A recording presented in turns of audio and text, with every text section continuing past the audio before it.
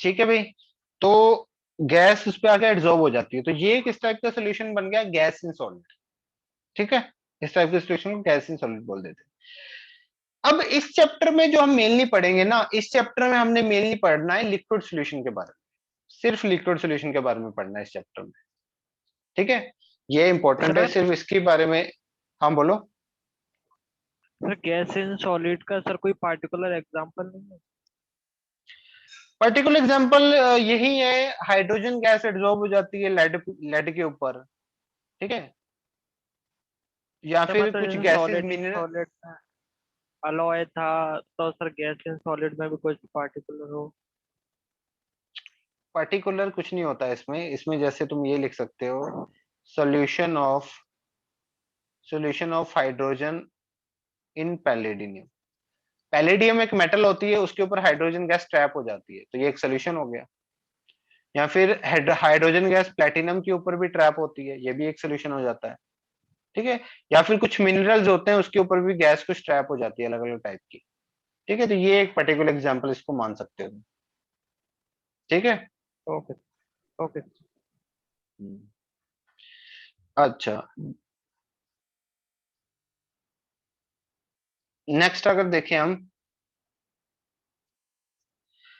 अब मैं liquid solution की बात कर रहा था कि मेनली इस चैप्टर में हमने किसके साथ डील करना है, लिक्विड सोल्यूशन के बारे में डील करना है अच्छे से। ठीक है, तो लिक्विड सोल्यूशन जो होते हैं वो बेसिकली, उसमें सॉल्वेंट कौन सा फिक्स्ड हो गया, तुम्हारा लिक्विड हो गया। अब इसमें सबसे पहले सॉलिड इन लिक्विड, अब ये तो बहुत फेमस है सॉलिड इन लिक्विड। किसी सॉल्ट में लिक्विड, किसी सॉल्ट को लिक्विड में डाल दो या शुगर को लिक्विड में डाल दो, ये सब क्या है, सॉलिड इन लिक्विड के एग्जांपल, ये तो बहुत फेमस है, ये तो हम देखते ही हैं।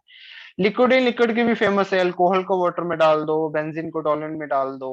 ठीक है, ये भी सब लिक्विड इन लिक्विड की भी हमने देखी हुई है। Gas in liquid, gas in liquid की एग्जांपल तुमने गौरव में कोल्ड ड्रिंक देखी होगी। तो यस कोल्ड ड्रिंक सर। जो बेसिकली होती है वो किसकी वो गैस इन लिक्विड की एग्जांपल होती है, सिंपल सी बात। ठीक है, वो किसकी एग्जांपल होती है, गैस इन लिक्विड की एग्जांपल होती है। ठीक है, तो उसमें क्या होता है, CO2 गैस एड्सॉर्ब होती है वाटर में। जो कोल्ड ड्रिंक होती है ना, उसमें ध्यान से देखोगे, जब तुम ओपन करते हो तो यहाँ से बबल्स बाहर जाते हैं, बेसिकली उसमें क्या होती है, CO2 गैस होती है ट्रैप। ठीक है, तो वो किसकी एग्जांपल है, गैस इन लिक्विड की। ठीक है, ऐसे अलग अलग गैसेस पानी में मतलब पानी में सॉल्युबल होती हैं, कुछ कुछ गैसेस, तो वो पानी में क्या हो जाती हैं, सोल्यूशन फॉर्म कर लेती हैं अलग अलग टाइप का। ठीक है, देन फिर बात करेंगे गैशियस सोल्यूशन की। गैशियस सोल्यूशन जिसमें सॉल्वेंट गैस फिक्स्ड है। अब इसमें भी अलग अलग टाइप के हो गए, सॉलिड इन गैस। अब सॉलिड इन गैस का होता है, जैसे आयोडीन गैस, आयोडीन आयोडीन एक सॉलिड होता है, बट इसको हीट करने पे ये वेपर में चेंज हो जाता है, I2 गैस बन जाता है। तो ये मान लो I2 गैस है, जो जो आयोडीन के वेपर्स है, ये एयर में चले गए, तो ये एक तरीके का कौन सा मिक्सचर हो गया, गैस इन गैस का, क्योंकि यस एयर सर। भी गैस है और ये भी gas, sorry sorry solid in gas का, सॉलिड इन गैस का मिक्सचर हो गया। तो ये बेसिकली क्या है, आयोडीन के वेपर्स जो हैं वो जब एयर में है, तो ये बेसिकली कौन सा मिक्सचर है, सॉलिड इन गैस का, क्योंकि ये आयोडीन सॉलिड से कन्वर्ट हुआ है इसमें गैस में। ठीक है, तो सर ये इस तरीके की एग्जांपल हो जाती है। हाँ बोलो। सर इस सॉलिड इन गैस। स्मोक इसका एग्जांपल होगा सर, जो उसमें डस्ट पार्टिकल होते हैं सॉलिड फॉर्म में छोटे छोटे, वो क्या? किसमें डस्ट पार्टिकल्स होते हैं, सर स्मोक को हम बोल सकते हैं इसका एग्जांपल? स्मोक को हाँ बोल सकते हो, उसको भी बोल सकते हो, हाँ छोटे छोटे डस्ट पार्टिकल्स है एयर में, तो उसको भी सॉलिड इन गैस बोल सकते हैं। ओके। ठीक है, उसको भी सॉलिड इन सर ये गैस बोल सकते सर हैं। ये I2 वाले को गैस इन गैस क्यों नहीं बोलेंगे? गैस इन गैस इसलिए नहीं बोलेंगे क्योंकि ये बेसिकली आयोडीन जो होता है ना, इसकी नेचुरल स्टेट सॉलिड होती है। ठीक है, ये होता है सॉलिड स्टेट में, बट बीच में अगर ये वेपर के थोड़ा बहुत नेचुरली ये वेपर फॉर्म कर लेता है थोड़ा हाई टेम्परेचर पे, सब्लिमेशन हो जाती है इसकी, इसलिए इसको इस कैटेगरी में रख देते हैं। ठीक है, मतलब ऐसे ये गैस नहीं होती, होता ये सॉलिड फॉर्म में ही है, बट सब्लिमेशन हो जाती है इसकी कुछ हाई टेम्परेचर पे, इस तरह से बोल रहे हैं इसको। ठीक है, ओके सर। देन अगर देखें हम लिक्विड इन गैस की एग्जांपल, तो लिक्विड इन गैस तुमने देखा होगा, वाटर वेपर्स है एयर में वाटर वेपर्स हैं, तो वो क्या है, लिक्विड इन गैस है। ठीक है, ये सब एग्जांपल है। या फिर क्लोरोफॉर्म के वेपर्स है नाइट्रोजन गैस में, तो वो भी क्या है, लिक्विड इन गैस के एग्जांपल है।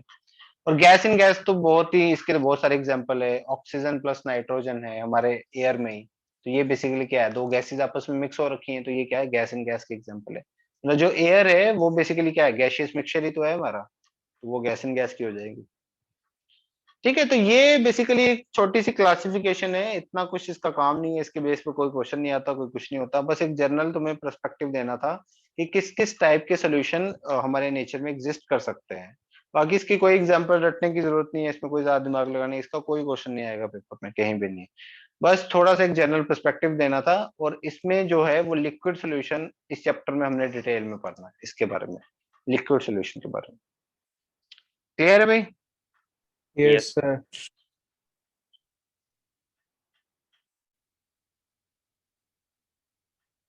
ओके,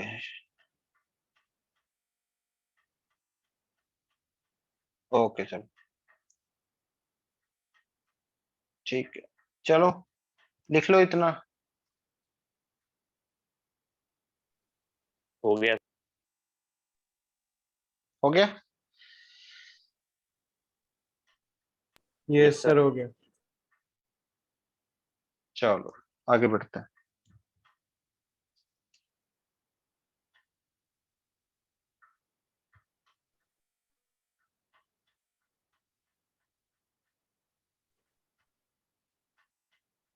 एक सेकंड रुकना just.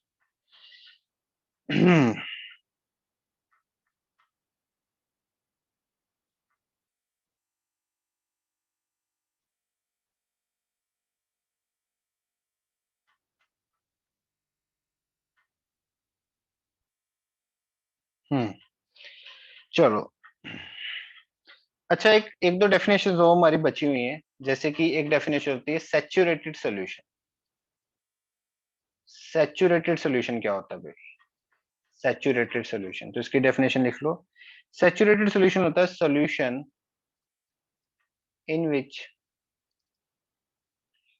Which no more solute no more solute can be further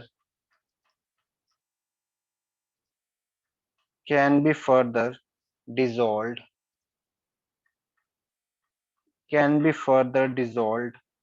under the given conditions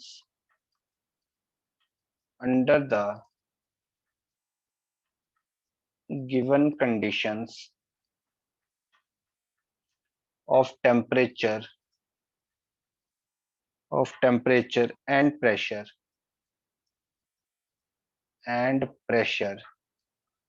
is called as saturated solution.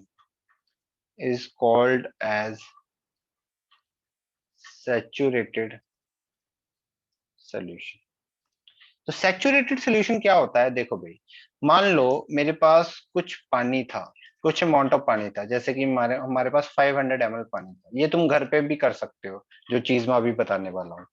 तो मान लो तुमने इसमें नमक मिक्स करना स्टार्ट किया NaCl। अब नमक पानी में इजिली घुल जाता है, तो तुमने नमक मिलाया, तो ये घुलता जाएगा घुलता जाएगा घुलता जाएगा। बट मान लो तुम नमक मिलाते जाते हो मिलाते जाते हो मिलाते जाते हो, एक टाइम ऐसा आएगा कि जब नमक डिजोल्व होना क्या हो जाएगा, बंद हो जाएगा। एक टाइम ऐसा आएगा जब नमक क्या होना जाएगा, डिजोल्व हो। जब वो सिचुएशन आ जाए जब और सोल्यूट डिजोल्व ना हो पाए under the given condition of temperature, मान लो यहाँ पे कुछ रूम टेम्परेचर है, मान लो 25 डिग्री सेल्सियस टेम्परेचर है और 1 atm प्रेशर है, तो इस पर्टिकुलर टेम्परेचर और प्रेशर पे मान लो मैं ये कर रहा हूं, और एक टाइम के बाद हम उससे ज्यादा सोल्यूट डिजोल्व नहीं कर सकते। बस वो जो पर्टिकुलर पॉइंट है, दैट सैचुरेशन लेवल, कि जब जितना सोल्यूट डिजोल्व होना था हो गया, in which no more solute can be further dissolved under the given condition of temperature and pressure is called saturated solution। उस solution को हम क्या बोलते हैं, सैचुरेटेड सॉल्यूशन, जिसमें और ज्यादा सोल्यूट डिसॉल्व नहीं हो सकता। क्लियर भाई, सैचुरेटेड सॉल्यूशन क्या है? यस। हाँ, वेरी गुड। ठीक है, ये होता है सैचुरेटेड सॉल्यूशन। अब एक सुपर सैचुरेटेड सॉल्यूशन भी क्या होता है? जैसे सुपर सैचुरेटेड सॉल्यूशन से पहले एक एक होता है solubility टर्म। वैसे ये तो हम आयनिक इक्विलिब्रियम में पढ़ते हैं solubility के बारे में। solubility क्या होती है? concentration of solute, concentration of solute in the saturated solution, in the saturated, in the saturated solution is called as solubility, is called as solubility। Basically जब हमने सैचुरेटेड सॉल्यूशन प्रिपेयर कर लिया, जब हमने सैचुरेटेड सॉल्यूशन प्रिपेयर कर लिया, अब उस सैचुरेटेड सॉल्यूशन में सॉल्यूट की कुछ कॉन्सेंट्रेशन होगी ना, कुछ सॉल्यूट की मोलैरिटी होगी, मोल फ्रैक्शन होगी, कुछ मोलैरिटी होगी, मतलब सॉल्यूट की कुछ कॉन्सेंट्रेशन होगी।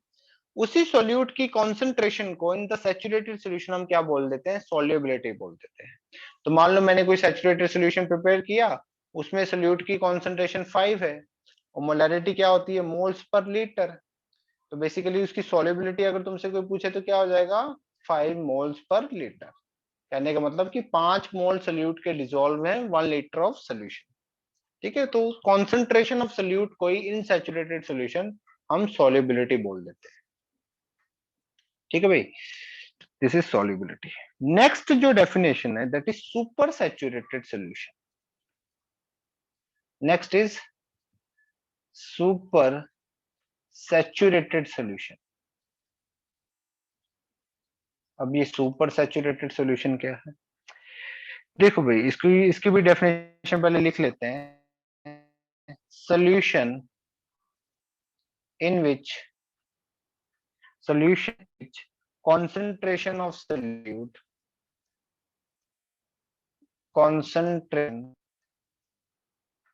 solution in which concentration of solute is higher than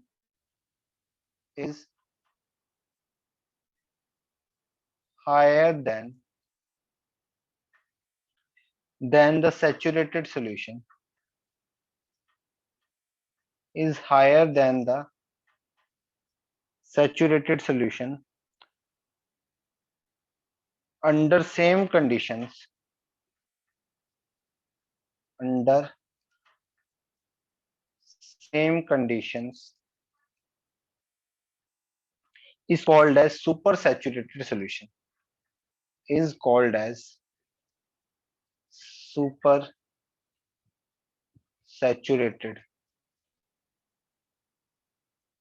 saturated solution। ठीक है, these are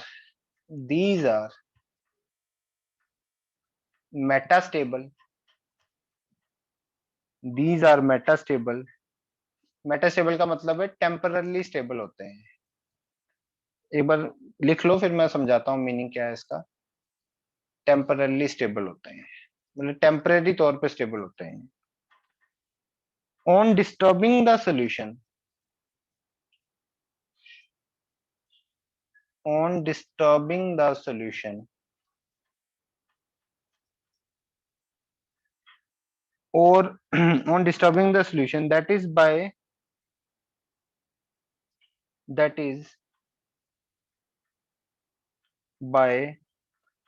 adding the by shaking the solution, by shaking, that is by shaking the solution, or by adding, or by adding, or by adding solute further, or by adding solute further, the extra amount,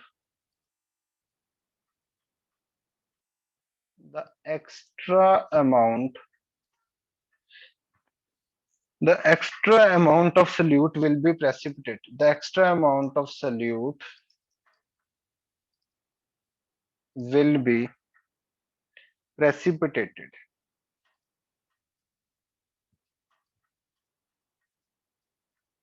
Will be precipitated and it will convert, and it will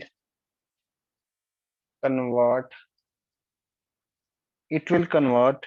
into saturated solution, into saturated solution. ध्यान से सुनो, अब इसकी समझने की कोशिश करो। Super saturated solution क्या होता है? देखो, एक तो हो गया सैचुरेटेड सॉल्यूशन। सैचुरेटेड सॉल्यूशन से मान लो हम, देखो सल्यूट को हमने डिसॉल्व करना स्टार्ट किया, मान लो सल्यूट घोलते घोलते वो थोड़ा सा ज्यादा डिसॉल्व हो गया, जितना सैचुरेटेड सॉल्यूशन में होता है उससे ज्यादा डिसॉल्व हो गया, थोड़े टाइम के लिए वो ज्यादा डिसॉल्व हो जाता है, ठीक है। वो जो स्टेट होती है, जिस स्टेट में जो सॉल्यूशन में कंसंट्रेशन होती है सॉल्यूट की, वो ज्यादा होती है सैचुरेटेड सॉल्यूशन से, उस पर्टिकुलर स्टेट को हम बोलते हैं कि ये इस टाइम सुपर सैचुरेटेड सॉल्यूशन में है, ये इस टाइम सुपर सैचुरेटेड सॉल्यूशन में। बट वो मान लो एक सैचुरेटेड सॉल्यूशन प्रिपेयर हो गया, मैंने उसमें थोड़ा सा और ऐड कर दिया, सॉल्यूशन ठीक है स्टेबल है, बट ये बहुत टेम्पररी तौर पे स्टेबल होते हैं। थोड़ा सा ही डिस्टर्ब करने पे, मतलब थोड़ा सा भी अगर डिस्टर्बेंस हुई सॉल्यूशन में, थोड़ा सा भी कहीं शेक कर दिया, थोड़ा सा भी बीकर हिल गया, या मैंने थोड़ा सा भी और सल्यूट ऐड करने की कोशिश की, तो जितना भी एक्स्ट्रा अमाउंट ऑफ सल्यूट होगा वो सब प्रेसिपिटेट हो जाता है। जितना भी एक्स्ट्रा अमाउंट ऑफ सल्यूट होता है वो सब प्रेसिपिटेट आउट हो जाता है, बिकॉज वो एक टेम्पररी स्टेट में होते हैं, वो थोड़ा सा ही एक्स्ट्रा डिसॉल्व हो रखा होता है। तो बेसिकली अगर थोड़ा सा मैंने और एक्स्ट्रा सल्यूट डाल दिया या थोड़ा सा उसको शेक कर दिया, तो वो एकदम से फिर से कन्वर्ट हो जाता है सैचुरेटेड सॉल्यूशन में, ठीक है। वो फिर से किस में कन्वर्ट हो जाता है? सैचुरेटेड सॉल्यूशन में। क्लियर है? बोलो, super saturated solution. Yes, sir. Yes. ठीक है, क्लियर है ये सब डेफिनेशंस? यहां तक Yes, क्लियर है sir. सबको? Yes, sir. Okay, very good. चलो इसको लिख लो जल्दी से। तो मैं जस्ट एक मिनट में आता हूँ, इसको लिखो, मैं 1 मिनट में आया जस्ट।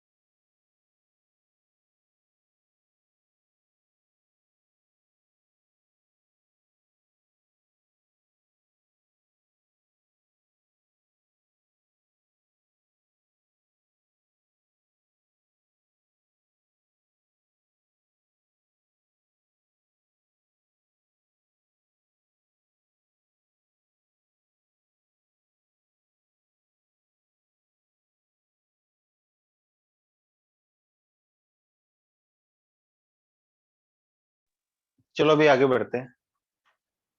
चलो,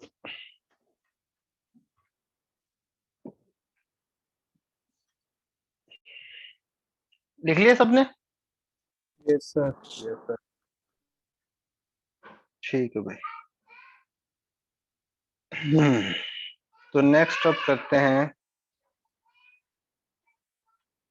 नेक्स्ट टॉपिक है हमारा paper pressure. Next topic is, एक सेकंड रुकना जस्ट।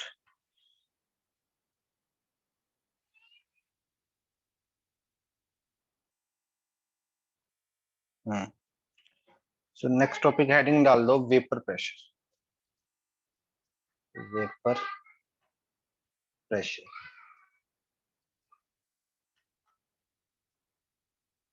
अब ये बहुत इंपॉर्टेंट टॉपिक है, इसको ध्यान से सुनना। वेपर प्रेशर क्या चीज है? अच्छा, वेपर प्रेशर, ओहो, हमने वो तो पढ़ा नहीं हुआ है। क्या तुम्हें इक्विलिब्रियम के बारे में पता है? What is equilibrium? Yes, sir. क्या होता है इक्विलिब्रियम, बताओ। Rate of forward reaction equal to rate of backward reaction होना चाहिए। सबको पता है ये चीज?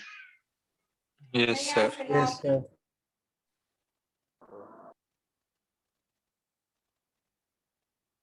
ओके, सो इक्विलिब्रियम के लिए पहली बात तो मान लो कोई रिवर्सिबल रिएक्शन है, जैसे A plus B giving rise to C plus D, कोई रिवर्सिबल रिएक्शन है, मतलब वो बैकवर्ड भी जा सकती है रिएक्शन, फॉरवर्ड भी जा सकती है, तो कोई रिवर्सिबल रिएक्शन है। अगर उस रिवर्सिबल रिएक्शन में rate of backward reaction equals to rate of forward reaction हो जाए, तो उस सिचुएशन को हम क्या बोलते हैं कि ये रिएक्शन किस में आ चुकी है, इक्विलिब्रियम में आ चुकी है।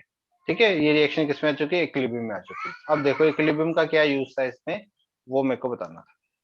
सर पे अच्छा, फिर एग्जांपल बता दीजिए। इक्विलिब्रियम एग्जाम्पल बहुत सारे हैं, भर भर के रखे हैं। नाइट्रोजन को हाइड्रोजन के साथ मिक्स करो, NH 2NH3 है।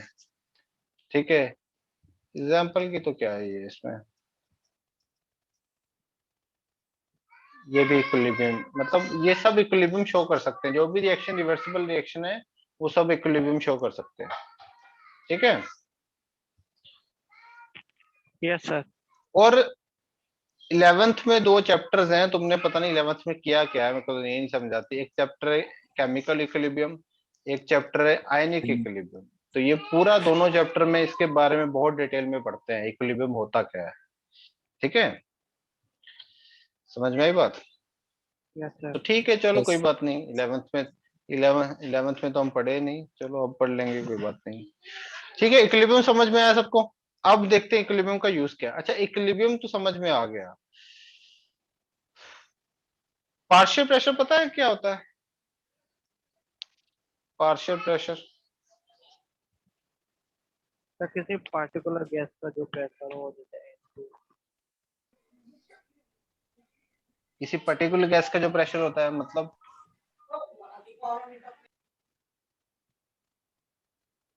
तो मतलब सराउंडिंग में और किसी को air पता है क्या होता है? तो उसमें ऑक्सीजन प्रेशर क्या ऑक्सीजन का हाइड्रोजन। ऑक्सीजन। ठीक है, जो बेसिकली इतना समझो अभी कि मान लो मिक्सचर ऑफ गैसेस है, O2 है, N2 है, हाइड्रोजन है। तो इसमें जैसे मैं O2 की बात करूं कि O2 कितना प्रेशर, मान लो ये मिक्सचर ऑफ गैसेस मैंने कंटेनर में रख दी, O2 है, N2 है, H2 है। तो इसमें से अगर पूछे कि O2 कितना प्रेशर अप्लाई कर रहा है, तो मैं बोलूंगा कि O2 कितना पार्शियल प्रेशर अप्लाई कर रहा है, इसका पार्शियल प्रेशर कितना है, N2 का पार्शियल प्रेशर कितना है, हाइड्रोजन का पार्शियल प्रेशर कितना है। ये मतलब होता है। अभी जैसे इतना समझ लो, बाकी वो आइडियल गैस वाला चैप्टर पढ़ेंगे ना, उसमें फिर डिटेल में बात करेंगे इसके बारे में। ठीक Okay, है, sir. पार्शियल प्रेशर क्या होता है। ठीक है, चलो अब देखो, समझते हैं वेपर प्रेशर क्या है। अब फोर्थ देखो, सुनो ध्यान से, मान लो मेरे पास कोई कंटेनर है, एक क्लोज्ड कंटेनर है। ठीक है, एक मेरे पास है क्लोज्ड कंटेनर। ठीक है, उस क्लोज कंटेनर में मैंने कोई लिक्विड ले लिया, फॉर एग्जांपल हम पानी के हिसाब से एग्जांपल करते हैं, मैंने इसमें वाटर ले लिया इस क्लोज कंटेनर में। ठीक है, इस क्लोज कंटेनर में मैंने वाटर ले लिया। अब ये वाटर क्या करेगा, तुम्हें पता है वाटर इवेपोरेट कर जाता है, वाटर इवेपोरेट कर जाता है रूम टेम्परेचर पे, तुमने देखा होगा वाटर आराम से इवेपोरेट कर जाएगा। तो ये क्या वाटर क्या करेगा, ये वेपर फॉर्म करना स्टार्ट कर देगा, ये वेपर फॉर्म करना स्टार्ट कर देगा। तो यहाँ पे वेपर कलेक्ट होने स्टार्ट हो जाएंगे, वाटर वेपर। समझ में आ रही बात? यहाँ पे क्या होगा, वाटर वेपर कलेक्ट होने स्टार्ट हो जाएंगे। तो जैसे ही यहाँ पे वाटर वेपर कलेक्ट होने स्टार्ट हुए, तो यहाँ वाटर वेपर होते जाएंगे होते जाएंगे होते जाएंगे। बट एक टाइम ऐसा आएगा, इस चीज को ध्यान से समझना, एक टाइम ऐसा आएगा जब बहुत ज्यादा वाटर वेपर कलेक्ट हो जाएंगे, तो ये वाटर वेपर फिर क्या करेंगे, जब ये वाटर वेपर, बहुत सारे वाटर वेपर एक साथ इकट्ठे हो जाएंगे, तो ये फिर कंडेंसेशन करना स्टार्ट कर देंगे। दो चीजें होती है, one is evaporation and second is condensation. Condensation क्या होती है, जब वेपर्स एक साथ इकट्ठे होके कंडेंस कर जाए और लिक्विड में कन्वर्ट हो जाए, उसको क्या बोलते हैं, कंडेंसेशन। तो जब ये वेपर्स एक साथ, बहुत सारा वेपर, ऐसा थोड़ी कि वेपर बनते जाएंगे, बट जब बहुत सारा वेपर्स यहाँ पे इकट्ठे होंगे, तो फिर वो लिक्विड में दोबारा कन्वर्ट होना स्टार्ट हो जाएंगे। ठीक है, दोबारा वो लिक्विड में कन्वर्ट स्टार्ट हो जाएंगे। तो अब एक टाइम क्या आएगा, एक टाइम ऐसा आएगा जब लिक्विड से वेपर भी बन रहा है और वेपर से लिक्विड भी बन रहा है। ठीक है, एक टाइम ऐसा आएगा जब लिक्विड से वेपर भी बन रहा है, वेपर से लिक्विड भी बन रहा है। ठीक है, पहले स्टार्टिंग में क्या हुआ, वेपर बनने स्टार्ट हो गए, वेपर बनते गए, बट एक टाइम ऐसा है जब वेपर की क्वांटिटी बहुत ज्यादा हो गई, तो फिर उन्होंने कंडेंस होना स्टार्ट कर दिया, फिर कंडेंसेशन भी होना स्टार्ट हो गई। तो फिर यहाँ पे बेसिकली एक थोड़े टाइम बाद यहाँ पे एक इक्विलिब्रियम स्टैब्लिश हो जाएगा। मतलब जब रेट ऑफ इवेपोरेशन क्या हो जाएगा, जब रेट ऑफ इवेपोरेशन किसके इक्वल हो जाएगा, रेट ऑफ कंडेंसेशन के। कंडेंसेशन। और यही पॉइंट क्या है तुम्हारा, इक्विलिब्रियम पॉइंट। यही पॉइंट क्या होता है, इक्विलिब्रियम पॉइंट। जब रेट ऑफ फॉरवर्ड रिएक्शन किसके इक्वल हो जाए, रेट ऑफ बैकवर्ड रिएक्शन के। तो ये बेसिकली इक्विलिब्रियम पॉइंट है, ठीक है। तो अब इस वाले पॉइंट में जब इक्विलिब्रियम एस्टेब्लिश हो गया, ध्यान से इसकी डेफिनेशन देखना, इसमें बहुत कंफ्यूजन होती है बच्चों को वेपर प्रेशर की डेफिनेशन में। जब इक्विलिब्रियम एस्टेब्लिश हो गया, जब rate of evaporation rate of condensation के इक्वल हो गया, उस पॉइंट पे इन वाटर वेपर्स का जो पार्शियल प्रेशर होगा, उस पॉइंट पे इन वाटर वेपर्स का जो पार्शियल प्रेशर होगा, उसी को हम क्या बोलते हैं, वेपर प्रेशर। उसी को हम क्या बोलते हैं, वेपर प्रेशर, ठीक है। तो ऐसा बोल सकते हैं, चलो इसको थोड़ा सा लिख लेते हैं। वेपर प्रेशर क्या है, this is the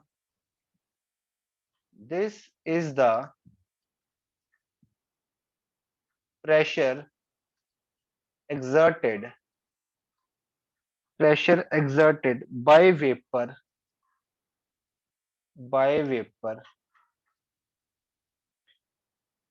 of liquid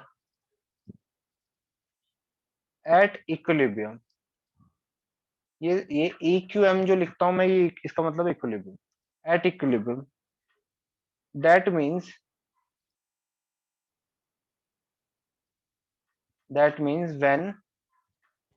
when the rate of condensation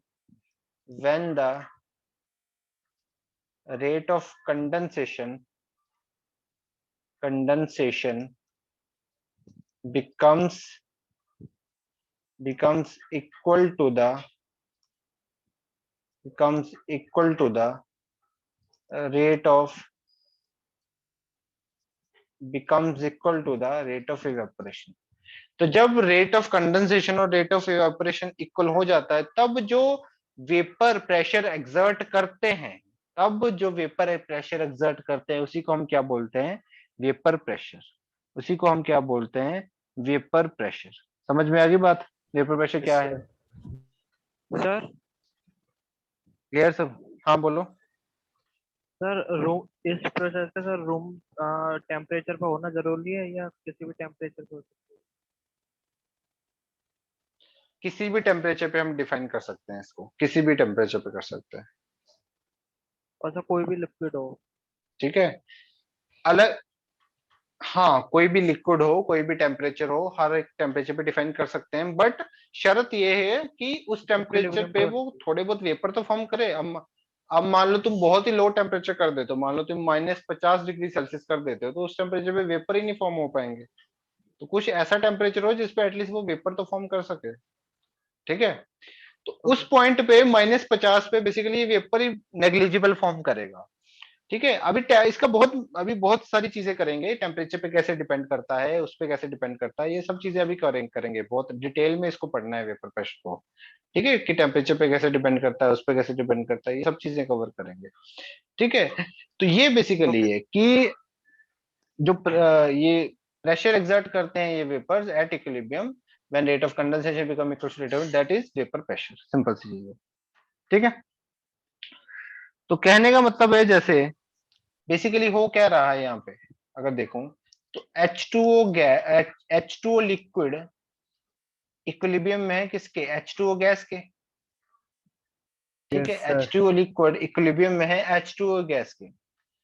इस टाइम पे हम ऐसा बोल सकते हैं कि at equilibrium the partial pressure of H2O gas is equal to vapor pressure of water। यही है डेफिनेशन वेपर प्रेशर। इक्विलिब्रियम पे जो इसका पार्शियल प्रेशर होता है, उस पर्टिकुलर, जिस भी, जरूरी नहीं लिक्विड की बात कर रहे हैं, चाहे अल्कोहल हो, चाहे बेंजीन हो, चाहे टोलुइन हो, कुछ भी है, पर चलो स्पेसिफिकली हम वाटर के लिए बात करते हैं। तो इक्विलिब्रियम पे जो उसका प्रेशर होता है, पार्शियल प्रेशर होता है, दैट इज वेपर प्रेशर, बात खत्म, ठीक है। अच्छा यार, इस चैप्टर में अब दिक्कत आएगी, अब मेरे को समझ में आ रहा है। तुम्हें इस चैप्टर को करने के लिए थोड़ा बहुत केमिकल इक्विलिब्रियम भी आना चाहिए था और आइडियल गैस बहुत अच्छे से आना चाहिए था। तो अब थोड़ी दिक्कत आएगी हमें इस चैप्टर में, क्योंकि तुम्हें आइडियल गैस तो आता नहीं होगा। तो आइडियल गैस की चीजें यहाँ पे काफी यूज होंगी। तो वो चलो देखेंगे, कोई बात नहीं, करेंगे एडजस्ट, कैसे कर सकते हैं। ठीक है भाई। तो ये हो गया हमारा वेपर प्रेशर।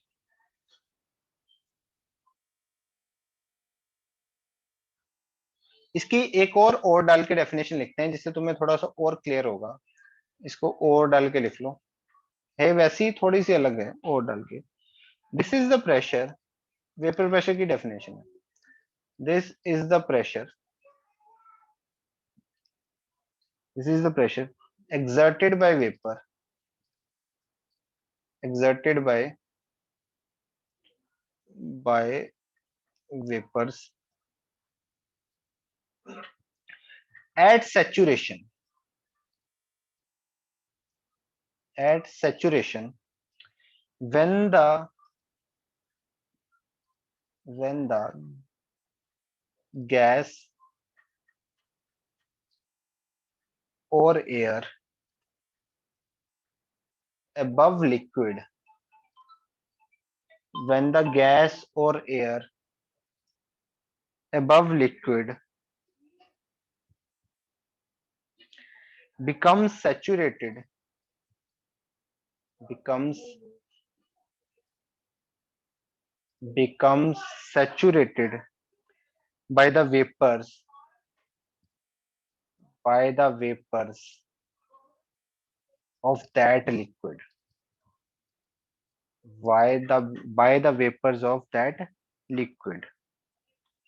ठीक है, देखो इसको समझने की कोशिश करो ध्यान से इस डेफिनेशन को। उसने क्या बोला, वेपर प्रेशर क्या है, pressure exerted by the vapours at saturation. देखो सैचुरेशन क्यों बोल रहा है ये, देखो स्टार्टिंग में ये लिक्विड वेपर बनना स्टार्ट हुआ, ये वेपर बन रहा है, बन रहा है, बन रहा है, बट एक जब जब एक सैचुरेशन लेवल आ जाएगा, जब बहुत ज्यादा वेपर्स इकट्ठे हो जाएंगे आपस में, तो एक सैचुरेशन लेवल आ जाएगा ना, तो फिर वो वेपर्स आपस में मिलके कंडेंस करना स्टार्ट करेंगे। तो वो क्या एक सैचुरेशन पॉइंट है, कि जिस पॉइंट तक वेपर्स बनते गए, बनते गए, बनते गए, तो एक सैचुरेशन पॉइंट आया, जब वेपर्स बहुत सारे होंगे तो वो कंडेंस करना स्टार्ट करेंगे। So this is the saturation point, क्या है, दैट इक्विलिब्रियम पॉइंट। जब बहुत सारे वेपर्स बन गए, कंडेंस करना स्टार्ट करके, तो अब बेसिकली और ज्यादा वेपर्स नहीं बन सकते। एक पॉइंट ऐसा आएगा कि इसके बाद और वेपर नहीं बनेंगे। वो पॉइंट क्या है, जब रेट ऑफ कंडेंसेशन किसके इक्वल हो जाए, रेट ऑफ इवेपोरेशन के, दोनों रेट इक्वल हो गए, तो अब उस पॉइंट पे और ज्यादा वेपर नहीं बन सकते। That is the saturation point. Saturation point क्या है, इक्विलिब्रियम पॉइंट ही है, जिसको सैचुरेशन भी बोल सकते हैं। So the pressure exerted by the vapor at saturation means at equilibrium when the gas or air above liquid, जो भी इस लिक्विड, ये लिक्विड जो है ये वाटर है, बट ये कुछ भी हो सकता है, ये किसी भी लिक्विड का वेपर प्रेशर हो सकता है, नॉट ओनली वाटर, किसी भी लिक्विड का हो सकता है। तो इस लिक्विड के ऊपर जो भी ये गैस और एयर है, जब ये सैचुरेट हो जाएगी by the vapours of that liquid, इसी लिक्विड के वेपर से जब ये सैचुरेट हो जाएगी, उस सैचुरेशन पॉइंट में, मतलब उस इक्विलिब्रियम पॉइंट में जो प्रेशर एक्सर्ट करेंगे vapours, that is vapour pressure. इसी लिक्विड के ऊपर इसी के वेपर जब इसके ऊपर जो गैस और एयर है उसको सैचुरेट कर देंगे। इस लाइन को समझने की कोशिश करो, व्हेन द गैस और air above liquid become saturated by the vapours of that liquid, इसी लिक्विड के वेपर। समझ में आई बात, क्लियर हो गया वेपर प्रेशर क्या है, definition clear? Yes, sir. Yes, okay, very good, very good. लिख लो इसको यहां तक, sir, लिख लिया। लिख लिया सबने? हो गया सर Yes, sir. हाँ बोलो। सर जो वाटर वेपर है वो सर वाटर पे प्रेशर लगाएंगे फिर? हाँ, इस पे भी लगाएंगे। ये जो वाटर वेपर होंगे ये हर जगह लगाएंगे, इसकी वॉल पे भी प्रेशर लगाते हैं, कंटेनर की वॉल्स पे भी लगाते हैं, यहाँ भी लगाएंगे, ये तो चारों तरफ लगाते हैं ना प्रेशर को, ये यहाँ भी ओके। लगाएंगे, यहाँ भी लगाएंगे। ठीक है, चलो लिख लिए सबने, आगे बढ़े। Yes, sir. Yes, sir.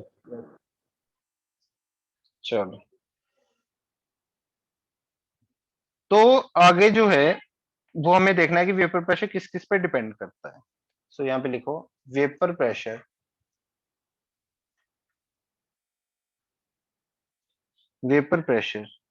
of a pure substance, of a pure substance depends upon, depends upon, सबसे पहली चीज, सबसे पहले तो ये डिपेंड करता है नेचर ऑफ सब्सटेंस पे, nature of substance, nature of substance. अब नेचर ऑफ सब्सटेंस पे कैसे डिपेंड करता है देखो, इसको लिख लेते हैं पहले, as intermolecular, as intermolecular forces of attraction,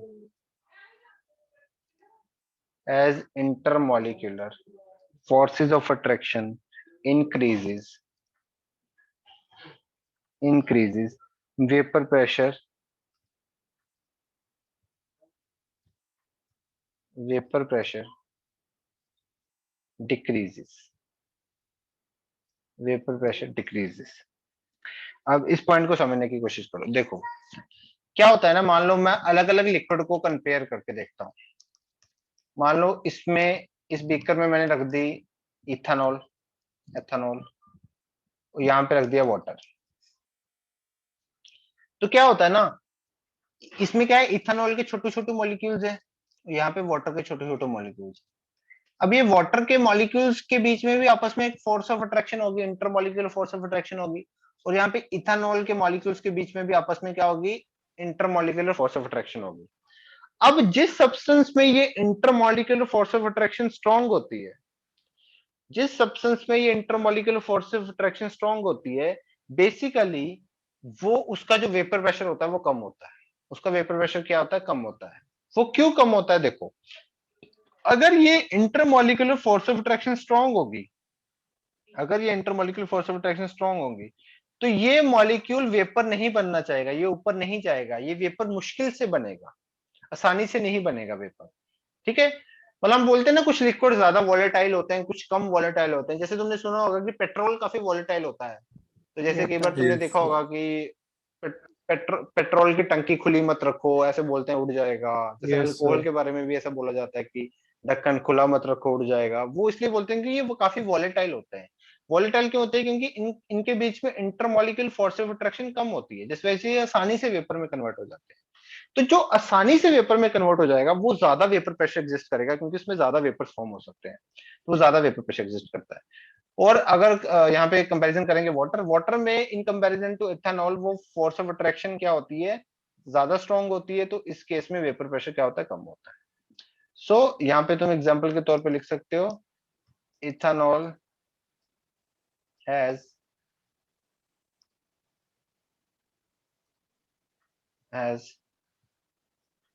lower, has लो लिख लो, हैज लो, सॉरी लेस लिखना सही रहेगा, has less intermolecular forces of attraction, forces of attraction than water, so it will have, so it will have greater, so it will have greater vapor pressure, so it will have greater vapor pressure। Clear हो गया ये वाला point? yes sir। Yes sir. ठीक है, चलो चलो आज का लेक्चर यहीं तक रखते हैं।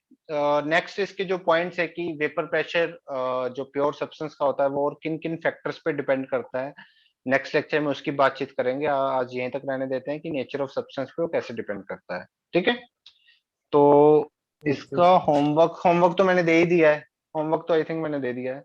ठीक है, तो वो होमवर्क नेक्स्ट लेक्चर तक कर लेना। ठीक है, तो फिर नेक्स्ट लेक्चर में यहाँ से आगे कंटिन्यू करेंगे। ओके सर चलो Okay, sir. ठीक है, हाँ बोलो। सर हाँ ये बोलो। आप जो ये सॉल्यूशन चैप्टर है कितने लेक्चर्स लगेंगे इसमें? कुछ आइडिया, 7-8 लेक्चर लग जाएंगे शायद। सर वो सर पूछ रहे थे विवेक सर कि आप 12th स्टार्ट करेंगे ना कब से, क्योंकि वो तो अभी जीओसी 2 पार्ट 2 पढ़ा के स्टार्ट। वो क्या पढ़ा रहे हैं? सर अभी तो जीओसी 1 वन पढ़ा पढ़ा पार्ट रहे 1। Resonance effect. जीओसी 1 पढ़ा रहे हैं, तो वो क्या पूछना चाहते थे कि मैं 12th स्टार्ट कर रहा हूँ या नहीं? Yes sir. Yes sir. तो ये 12th का चैप्टर है ना, 12th स्टार्ट हो हाँ गई सर, आज वो से। कल पूछ रहे थे कंफर्मेशन के लिए सर, टॉपिक क्या चल रहा है, क्या करेंगे। अच्छा अच्छा, ठीक है। हाँ सर। अच्छा अच्छा, कंफर्मेशन तो मेरे को भी ऐसी नहीं थी वैसे कि क्या स्टार्ट करना चाहिए, बट वो मुझे तो लगा कि इंटरलिंक है तो इसलिए स्टार्ट कर देते हैं, क्योंकि मेरे को ऐसा फील हो रहा था कि साइड बाय साइड थोड़ा 12th भी होती रहे तो बेटर रहेगा। तो उनको भी, अगर तुम्हें जीओसी 1 अच्छे से समझ में आ रहा है तो ठीक है, जीओसी 2 सर को बोल देना जीओसी 2 भी करा दो, नहीं सर, क्योंकि वो वो तो 12th का है ना जीओसी 2। दोनों कराएंगे सर, उन्होंने कहा अच्छा, है। वो दोनों करा ही देंगे, कराएंगे। ठीक है। तो कोई आईयू पैक कराया है सर ने? क्या सर? नो सर अभी सर, कराएंगे। IU pack? नहीं सर, अभी अभी नहीं। नहीं करा अच्छा, है। आईयू पैक नहीं करवाया, जीओसी। यस सर, जीओसी तो स्टार्ट जीओसी कर 1 डायरेक्टली समझ आ गया? सर चलो चल वो रहा है। ठीक आ ही यस गया होगा, उसमें क्या है। सर, इंडक्टिव और ठीक है ठीक है, रेजोनेंस चलो इफेक्ट ठीक है, करा चलो दिया है फिर कोई बस। बात। ठीक है ठीक है ठीक है, कोई बात नहीं, चलो ठीक है, चलो फिर मिलते हैं नेक्स्ट लेक्चर यस में। Sir. Good evening sir. Okay चलो, ओके गुड।